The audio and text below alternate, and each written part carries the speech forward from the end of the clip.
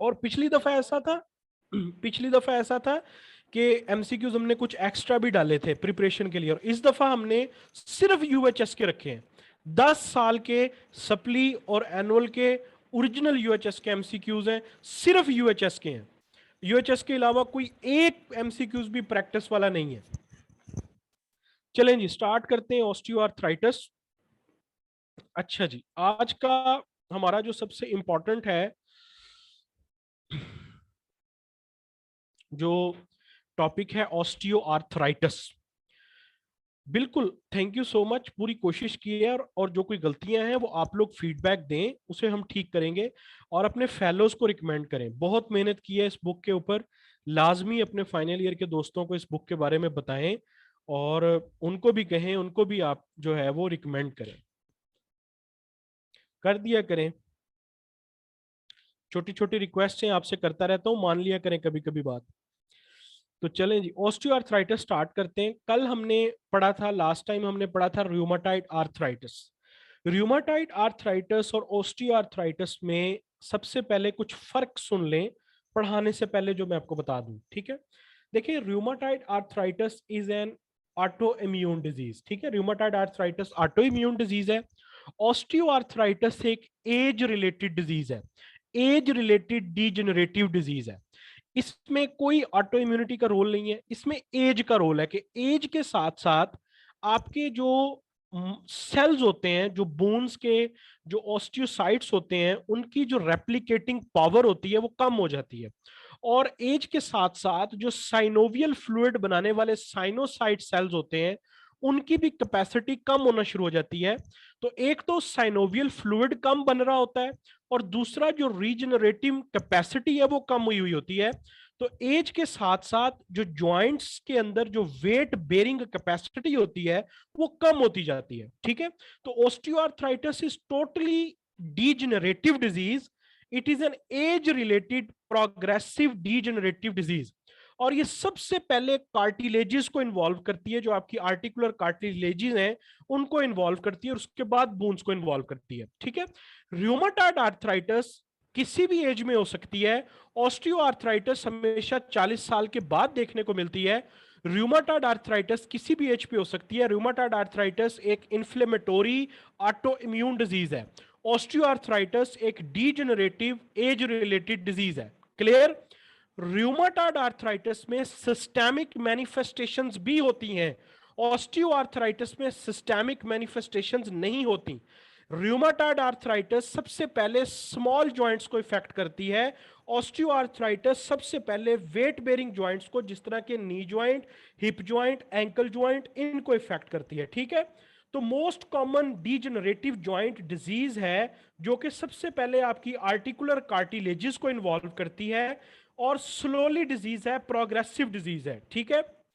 अगर हम बात करें तो इसमें होता क्या है, इसमें सबसे पहले नैरोइंग ऑफ जॉइंट, जॉइंट की जो स्पेस है वो कम होती जाती है, वो छोटी होती जाती है, और बोन्स जो हैं वो थिक होती जाती हैं, और जॉइंट पेनफुल होते जाते हैं। ये मैं भी आपको आगे जाके इनके डायग्राम्स दिखाता हूं तो आपको समझ आएगा कौन से जॉइंट्स को ये इफेक्ट करती है। सबसे मेन जो आपके मोस्ट कॉमनेस्ट जॉइंट्स हैं वो नी जॉइंट, फिर हिप जॉइंट, ये तरतीब वाइज लिखे हुए हैं डिसेंडिंग ऑर्डर में, कि सबसे कॉमन नी, फिर उसके बाद हिप, फिर cervical and lumbar joints. Non weight bearing को भी इफेक्ट करती है, लेकिन सबसे पहले सबसे कॉमन वेट बेरिंग जॉइंट्स को ये इफेक्ट करती है, ठीक है जी। यहां तक बेसिक सा इंट्रो क्लियर है ऑस्टियोआर्थराइटिस का और रूमेटॉइड आर्थराइटिस का? यहां तक बेसिक इंट्रो क्लियर है सबको? ठीक है। अच्छा, अब इसकी बड़ी जो है वो कॉजेज हैं, जिसमें सबसे मेन कॉज मैंने आपको बताया कि एजिंग है, सबसे मेन जो है एजिंग है। उसके बाद सेकेंडरी कॉजेज जो कि यंगर एज में हो सकती हैं, जैसे कोई चोट लग गई, इंजरी हो गई, कोई कंजेनिटल डिफॉर्मिटी या कोई डायबिटीज वगैरह, कोई ओबिसिटी। फिर तो ये यंग एजेस में भी हो सकती है कि अगर किसी को कोई जॉइंट को ट्रॉमा हो गया है, कोई कंजेनिटल डिफॉर्मिटी है, पेशेंट डायबिटिक है, ओबीज है, तो फिर तो आपको यंगर एज में भी ये देखने को मिल सकती है। लेकिन जो प्राइमरी ऑस्टियोआर्थराइटिस है, जो ओरिजिनल इसकी जो इसकी है पैथोफिजियोलॉजी है, उसमें एजिंग इसका प्रोसेस है। एज के साथ साथ मैंने आपको बताया कि साइनो जो आपके साइट्स हैं जिन्होंने साइनोवियल फ्लूइड बनाना होता है, एक तो वो कम होते जाते हैं, और दूसरा जो है आपके साथ साथ जो जो जो ऑस्टियोसाइट्स होते हैं जिनकी रेप्लिकेटिंग पावर होती है, वो रेप्लिकेटिंग पावर कम होती जाती है आहिस्ता आहिस्ता वक्त के साथ साथ। तो इस वजह से आपको जो है ये डिजीज देखने को मिलती है। ठीक है जी, बिल्कुल स्टेप अप पे है, बिल्कुल स्टेप अप पे ये है। ठीक है, तो एजिंग का प्रोसेस, अब एजिंग के प्रोसेस में थोड़ा सा आप लोग डायग्राम देखेंगे तो आपको बड़ा क्लियरली नजर आए, पता चलेगा कि मैं बात क्या करूं। देखो, ये आपका एक जॉइंट है, ये आप देख रहे हो जॉइंट। इस जॉइंट में अगर आप देखें कि इसमें, मैं एक मिनट पेज नंबर ऐड करने लगा हूं स्टेप अप का, 467 पेज नंबर के ऊपर है जी, ये 467 पेज नंबर है स्टेप अप का, उसके ऊपर है। अच्छा, तो ये आप जॉइंट जरा देखें, इसको जरा सारे गौर से देखें, अभी आपका कॉन्सेप्ट क्लियर हो जाएगा। देखो, एक जॉइंट में बीच में आपकी एक स्पेस है, ये सारी की सारी ये आर्टिकुलर कार्टिलेजेस है। नॉर्मली क्या होता है कि आपके जॉइंट में साइनोवियल फ्लूइड होता है, जब भी मूव करते हैं तो आपकी जो आर्टिकुलर कार्टिलेजेस है वो आपस में रगड़ नहीं खाती, उनकी आपस में फ्रिक्शन नहीं होती। ठीक है, और अगर जो थोड़ी बहुत फ्रिक्शन होती है जिसकी वजह से वेयर एंड टेयर होती है, वो वेयर एंड टेयर फौरी तौर पे आपके जो ऑस्टियोसाइट्स हैं उनकी बड़ी रेप्लिकेटिंग पावर है, वो जो थोड़े बहुत कॉन्ड्रोसाइट्स और ऑस्टियोसाइट्स, जो अगर कोई थोड़ी बहुत हड्डी या थोड़ी बहुत कार्टिलेज अगर बुरी है या उसकी वेयर एंड टेयर हुई है, तो फौरी तौर पे वो रेप्लिकेट होके आप उस जगह को फिल करते हैं, उस गैप को फिल करते हैं, और हमें कोई प्रॉब्लम नहीं होता, क्योंकि एक तो रेप्लिकेटिंग पावर बहुत अच्छी है और दूसरा साइनोवियल फ्लूइड की क्वांटिटी बिल्कुल ठीक है, क्योंकि ना तो फ्रिक्शन ज्यादा होती है और अगर कोई होती भी है थोड़ी बहुत तो रेप्लिकेटिंग पावर उसे फौरी तौर पे कवर कर लेती है। लेकिन ओल्ड एजेस में क्या होता है कि ना तो रेप्लिकेटिंग पावर इतनी अच्छी होती है, ना साइनोवियल फ्लूइड इतना अच्छा होता है। तो जब जब बूढ़े लोग, जब जो ओल्ड एज लोग होते हैं, जब वो चलते हैं, जब वो कोई हैवी चीज उठाते हैं, सीढ़ियां चढ़ते हैं या वॉक ज्यादा कर लेते हैं, खासतौर पे हैवी चीजें उठाने पे, वेट लिफ्टिंग पे, या वेट के ज्यादा होने की वजह से, तो जब ये हड्डियां आपस में रगड़ खाती हैं तो इनमें क्रैक्स पड़ना शुरू हो जाते हैं। वो क्रैक्स क्यों पड़ते हैं? क्योंकि आपके जो सेल्स हैं उनकी रेप्लिकेटिंग पावर इतनी ज्यादा नहीं है कि वो इन क्रैक्स को फौरी तौर पे हील कर सकें। तो कुछ इस तरह की कंडीशन आपको देखने को मिलती है। सबसे पहले क्रैक्स पड़ना शुरू हो जाते हैं, और उन क्रैक्स के पड़ने की वजह से, सेल्स के डैमेज होने की वजह से एक इन्फ्लेमेटोरी रिएक्शन शुरू हो जाता है, एक इन्फ्लेमेटोरी प्रोसेस शुरू हो जाता है वहां पे। ठीक है, थोड़ा सा इस डायग्राम को देखें तो आपको क्लियर होगा कि मैं क्या बात कर रहा हूं। ये देखो, ये आपके पास नॉर्मल बोन है, और ये देखो ये ऑस्टियोआर्थराइटिस की बोन है जिसके अंदर आपकी जो कार्टिलेज है उसमें क्रैक्स पड़ गए, और इवन के जब कार्टिलेज का ब्रेकडाउन होता है तो उसके नीचे जो बोन होती है वो एक्सपोज हो जाती है, और फिर उसकी भी वेयर एंड टेयर शुरू हो जाती है, उसमें भी क्रैक्स पड़ना शुरू हो जाते हैं, और एक सवेयर किस्म का इन्फ्लेमेटोरी प्रोसेस यहां पर शुरू हो जाता है। यहां तक बात क्लियर है? इसकी पैथोलॉजी क्लियर हुई है कि ऑस्टियोआर्थराइटिस होता क्यों है?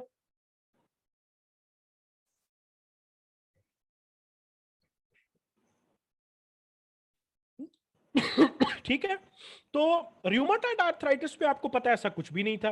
र्यूमाटॉइड आर्थराइटिस में unregulated activation of T cells हो गई थी, जिन्होंने जाकर साइनोसाइट्स को अटैक किया और एक इन्फ्लेमेटोरी प्रोसेस स्टार्ट करवा दिया। पेनस फॉर्मेशन हुई। इसमें ना पेनस फॉर्मेशन है, ना ऑटो इम्यूनिटी है, ना कोई और टी सेल्स का रोल है। इसमें सिर्फ एज रिलेटेड डिजनरेशन है कि साइनोवियल फ्लूइड कम हो गया है, रेप्लिकेटिंग पावर कम हो गई है, जॉइंट्स आपस में रगड़ खा रहे हैं, रगड़ खाने से उनमें क्रैक्स डेवलप हो रहे हैं, और क्रैक्स की वजह से सेल डैमेज हो रहे हैं और इन्फ्लेमेशन हो रही है।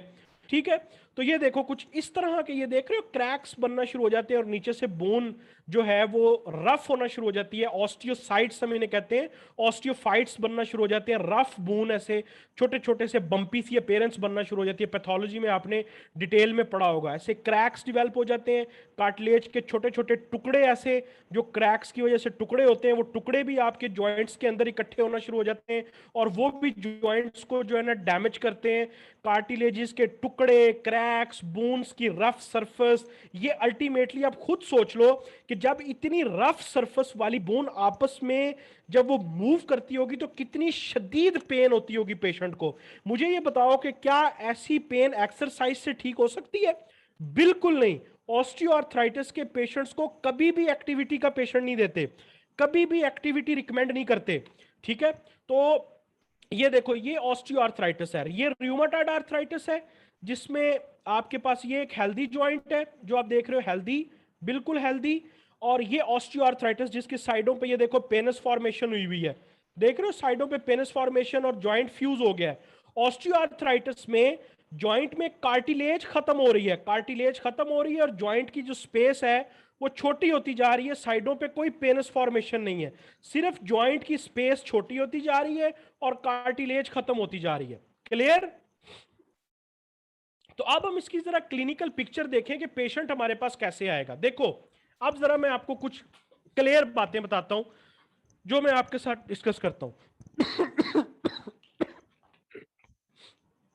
अच्छा जी, देखो ये पेन कैसी होगी। रूमेटॉइड आर्थराइटिस की जो पेन थी वो हमने पढ़ा कि उसमें मॉर्निंग स्टिफनेस होगी और वो स्टिफनेस हमने देखने को मिली, ठीक है। और उसमें हमने देखा कि जॉइंट स्वेलो, जॉइंट की स्वेलिंग हुई हुई होगी, जॉइंट एक इन्फ्लेमेशन हुई हुई होगी, बड़ी शदीद किस्म की पेन हो रही होगी, ठीक है, लेग, और साथ में फीवर भी होगा और एक्टिविटी के साथ वो पेन कम होना शुरू हो जाएगी और सिस्टेमिक मैनिफेस्टेशंस भी होंगी। अब हम आ जाते हैं ऑस्टियोआर्थराइटिस की तरफ। ऑस्टियोआर्थराइटिस में मॉर्निंग स्टिफनेस होगी लेकिन वो बड़ी थोड़े अरसे के लिए होती है, थोड़े टाइम के लिए, 30 मिनट से कम, आधा घंटे के अंदर अंदर तकरीबन मॉर्निंग स्टिफनेस आपकी ठीक हो जाती है। जबकि रूमेटॉइड आर्थराइटिस में जो मॉर्निंग स्टिफनेस होती है वो 1 घंटे तक भी जाती है, घंटे से ज्यादा भी रहती है और बाज दफा 2-2 घंटे भी रहती है, ठीक है। तो रूमेटॉइड, लेकिन आपको एक बात मैं यहां पर बता दूं कि जब आप लोग अपनी प्रैक्टिकल लाइफ में आएंगे तो मॉर्निंग स्टिफनेस को इतना अच्छा क्राइटेरिया नहीं है जांचने का कि ये रूमेटॉइड आर्थराइटिस है। देखो सबसे पहली चीज आप क्या देखोगे? सबसे पहली चीज आप बच्चे देखोगे एज, एज देखोगे, एज क्या है।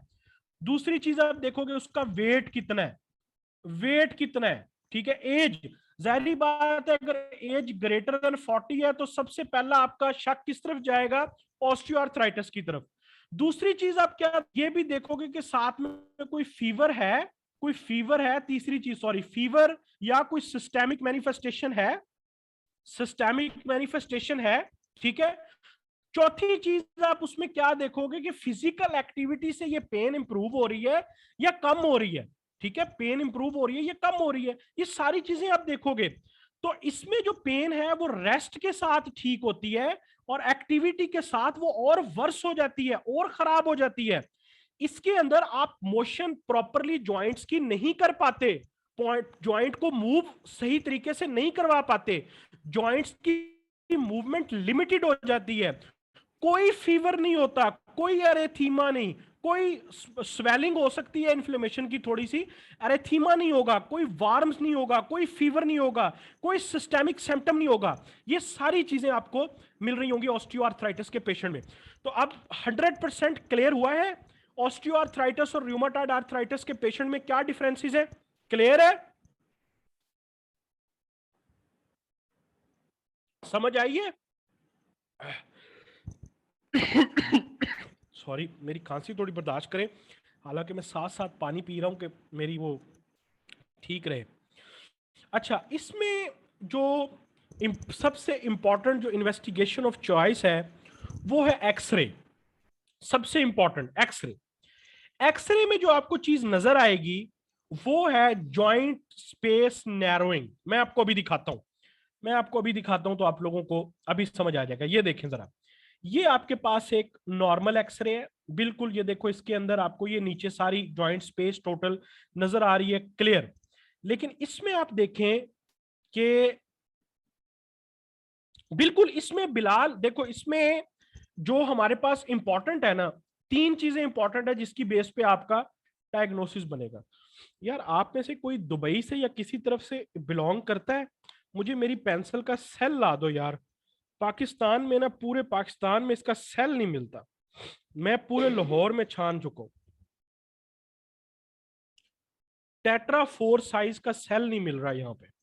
आप में से अगर कोई बिलोंग करता है ना, मुझे बाद में मैसेज करके ना, मुझे कोई 2-3 सेल चाहिए सिर्फ अपनी पेंसिल के लिए। अच्छा जी। अच्छा जी। पिछली दफा भी मुझे एक स्टूडेंट ने मंगवा के दिए थे। तो अब ये देखिएगा, सबसे पहली जो चीज है ना, वो इसके अंदर है एज। दूसरी जो इसके अंदर चीज है, मतलब हिस्ट्री बड़ी इंपॉर्टेंट है। हिस्ट्री में जो आप चीज देखोगे, वो आप ये देखोगे कि इसकी एज क्या है, आप ये देखोगे कि इसका ऑक्यूपेशन क्या है, ये इसके वेट लिफ्टिंग वगैरह या हैवी ऑब्जेक्ट्स वगैरह तो नहीं उठाता। आप ये देखोगे कि कोई सिस्टेमिक प्रॉब्लम तो इसको नहीं है, ये आप उसकी हिस्ट्री में सारी की सारी चीजें उसकी आप पूछोगे। फीवर वगैरह तो नहीं है, कोई सिस्टेमिक सिम्टम्स वगैरह तो नहीं है, कोई इसके अलावा कोई पल्मोनरी एफ्यूजन, कोई सेक्लेराइटिस या कोई और चीज तो नहीं। सारी चीजें आप हिस्ट्री में नोट डाउन करोगे। क्लिनिकल एग्जामिनेशन में आप पूरा का पूरा जॉइंट देखोगे कि उसमें कोई इन्फ्लेमेशन, टेंडरनेस, वार्मथ, ये सारी चीजें आप चेक करोगे। और उसके बाद अगर आप टेस्ट की बात करें तो x-ray is the best. X-ray के अलावा देखो, जो सीबीसी, सीआरपी, ये सारे जो है ना, वो छोटे मोटे 7 घसीटने वाले टेस्ट हैं। सीआरपी और ईएसआर से आपको सिर्फ ये पता चल जाएगा कि कोई एक्टिव इन्फेक्शन है या नहीं है, क्योंकि ये इन्फेक्शियस डिजीज तो है नहीं, तो सीआरपी ईएसआर नॉर्मल आएंगे। इन्फेक्शियस डिजीज तो है नहीं, या कोई ऑटो इम्यूनिटी वाली डिजीज तो है नहीं। तो इसकी जो बेस्ट क्लिनिकल डायग्नोसिस है, वो या तो इसका क्लिनिकल है, क्लिनिकली है कि आप हिस्ट्री और क्लिनिकल एग्जामिनेशन से करें, और दूसरा एक्सरे है। एक्सरे में आपको बड़ा क्लियरली पता चल जाता है। देखो, सबसे बड़ी चीज आपको फौरी तौर पे जो क्लियर हो जाएगी, जो रूमेटॉइड आर्थराइटिस है वो स्मॉल जॉइंट्स को पकड़ती है। अब एक और जो ऑस्टियो आर्थराइटिस है, वो लार्ज को, वेट बेरिंग को। अगर एक पेशेंट आपके पास आया ही नी जॉइंट को पकड़ के, तो आप रूमेटॉइड आर्थराइटिस सोचोगे ही क्यों, आप फौरी तौर पे ऑस्टियो की तरफ जाओगे।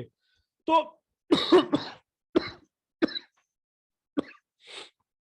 तो आप इस डायग्राम को जरा आप गौर से देखें, ये देखें जरा, ठीक है। कि आप देखो इसमें, ये देखो जॉइंट स्पेस एक साइड से बिल्कुल खत्म हो गई है, बिल्कुल इसकी कम हो गई, ये नॉर्मल है, और ये बिल्कुल कम होगी। एक एक्सरे और देखो, ये देखें, ये देखो इसमें ये पेशेंट के एक्सरे, उसका दोनों, एक लेफ्ट और राइट साइड की बोन के आप उसको एक्सरे दिखाया कि देखो, एक बिल्कुल बिल्कुल ठीक है, देखो कितनी सिमेट्री है जॉइंट की स्पेस के अंदर। और इस तरफ देखें कि इस तरफ ये सारा का सारा जॉइंट जो है वो आपका खत्म हो चुका है। और ये देखो ऑस्टियोफाइट्स, ऑस्टियोफाइट्स क्या होते हैं, बुनी आउटग्रोथ्स होती हैं जो नजर आ रही होती हैं। ये ऑस्टियोफाइट्स बने हुए हैं, बून आपकी जो है ना अनइवन हो गई है, ये देखो, ये ऐसे छोटे छोटे ऐसे बाहर की तरफ बने हुए, ये देखो इधर भी एक बना हुआ ऐसे, ऐसे बाहर की तरफ, ठीक है। तो ये ऑस्टियोफाइट्स होते हैं। तो इस जगह पर सारी जॉइंट की खत्म हो गई, बिल्कुल एक्सरे है उसमें भी, उसमें भी एक्सरे है।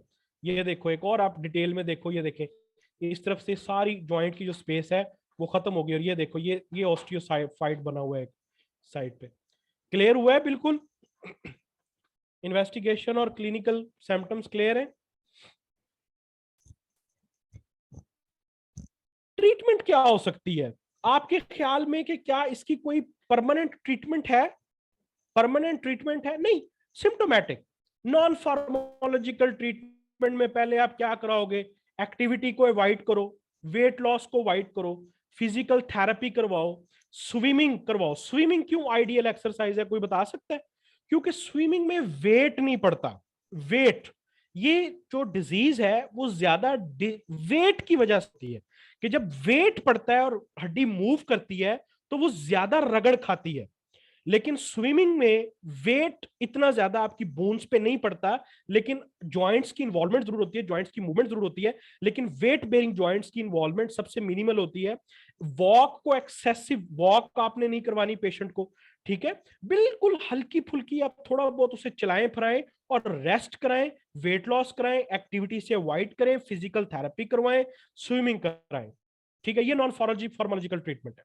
फार्माकोलॉजिकल भी आपके पास डॉक्टर साहबान कोई इतनी खास ट्रीटमेंट नहीं है। ठीक है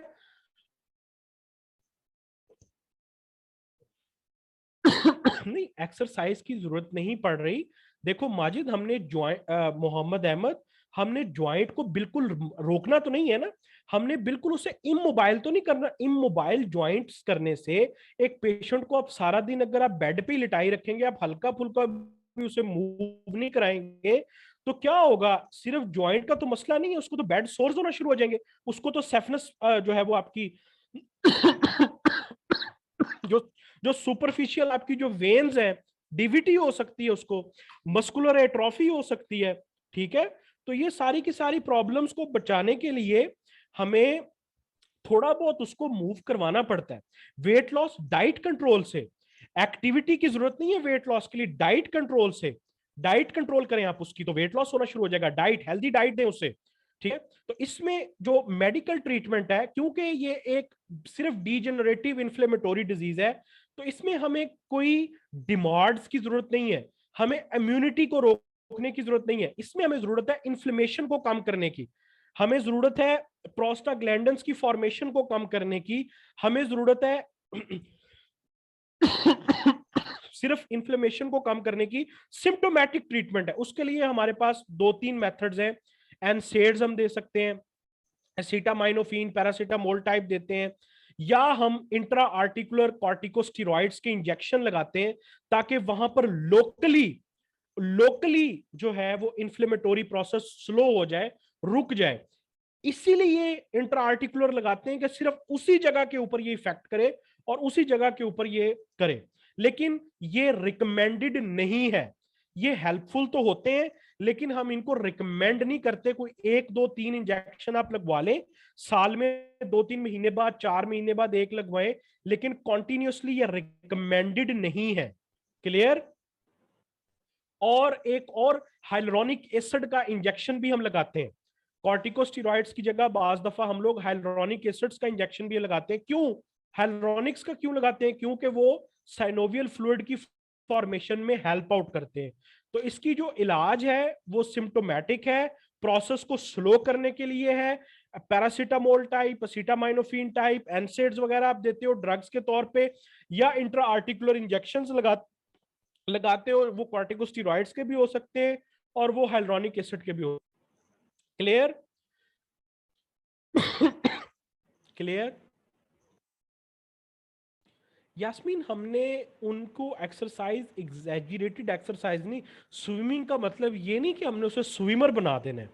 स्विमिंग का मतलब ये कि हमने लिमिट में रह के थोड़ा बहुत उनकी मूवमेंट देनी है उनको, और बस इनफ। यानी कि बड़ी लिमिटेड किस्म की हम एक्सरसाइजेस करवाते हैं, ताकि उनके जॉइंट्स की थोड़ी बहुत मूवमेंट होती रहे। ठीक है? ठीक है जी, थैंक यू सो मच, जजाकल्ला। कल इंशाल्लाह ताला नेक्स्ट लेक्चर के साथ मिलते हैं। समझ आई है कि नहीं आई? क्लियर हो गया ऑस्टियोआर्थराइटिस, खास तौर पे ऑस्टियोआर्थराइटिस और रूमेटॉइड आर्थराइटिस का फर्क?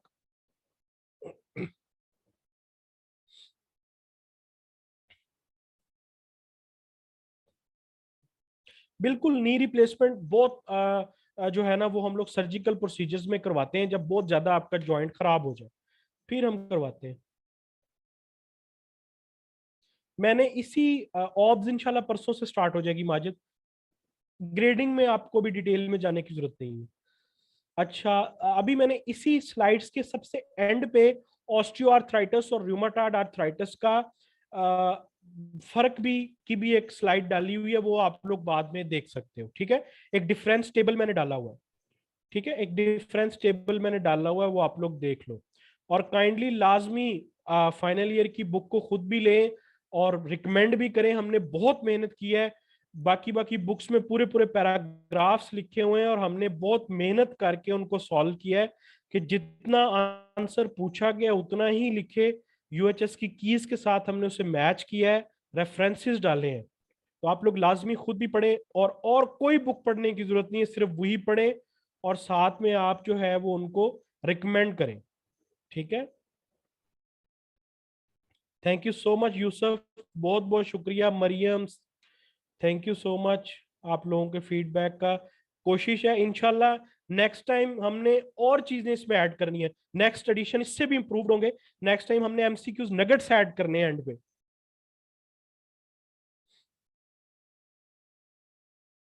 बिल्कुल आंसर आप हमारी वाली बुक से याद कर सकते हैं, हमने बिल्कुल एक्यूरेट आंसर लिखे हैं। अगर किसी क्वेश्चन का डायग्नोसिस गलत हो गया तो वो आप लाजमी मुझे फीडबैक दें, हम उसको हम पब्लिकली करेक्ट भी करवा देंगे और हम उसे नेक्स्ट एडिशन में ठीक भी करेंगे। लेकिन जो आंसर्स हमारी बुक में लिखे हुए हैं सिर्फ आपने वही याद कर लें, बिल्कुल एग्जैक्ट उसी तरह आपने लिखना है, आपको एक नंबर भी नहीं कटेगा। और अगर कोई गलती है, कोई मिस्टेक है तो हमें बताएं, हम उसे करेक्ट करेंगे। ठीक है जी, रूमेटोलॉजी स्टेप अप से उस्नैन। ओके जी, अल्लाह हाफिज, फी अमान अल्लाह।